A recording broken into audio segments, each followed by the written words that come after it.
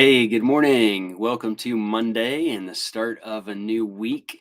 My name is Daniel McCrane with McCrane Associates, and small business owners choose to work with us to increase their profitability, expand their scalability, and solidify their legacy because we guarantee our work in those areas.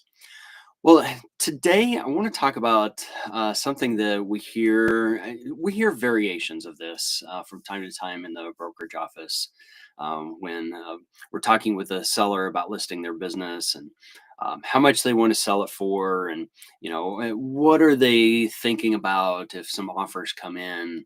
What would they consider or not consider? And we hear some variations of this frequently, where the seller says something along the lines of, "Oh, I'll just sell to the highest bidder." Now, there's some problems with this statement and with this frame of mind when it comes to selling your business. I mean, first of all, you're assuming you're going to get a lot of interest in your business.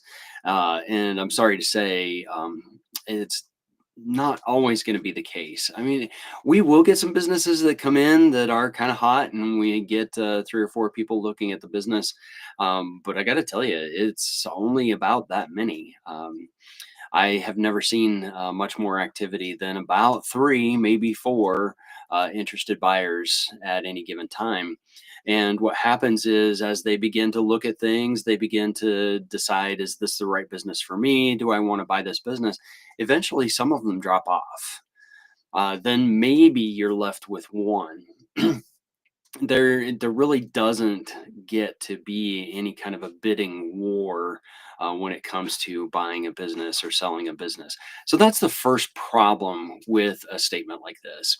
Now, the other problem that comes along is that uh, we'll list a business right away, and somebody will come in within the first month of listing the business, and they'll place an offer, and it's a good offer. It looks like a good offer, but it's not quite what the seller wanted. And it's so early in the process, the seller thinks, "Oh, well, if there's this much activity already, I can pass on this offer and I'll be ready to take the next one. Something better will certainly come along." And so they say no to that offer, even though as brokers, we're going, You might want to think about this. This is actually a pretty good offer." So they'll say no to it. And then months go by and no one looks at the business. And then the seller is coming back to us going, What's going on? We had an offer early on." We say, "Yeah, you did. You did have an offer early on."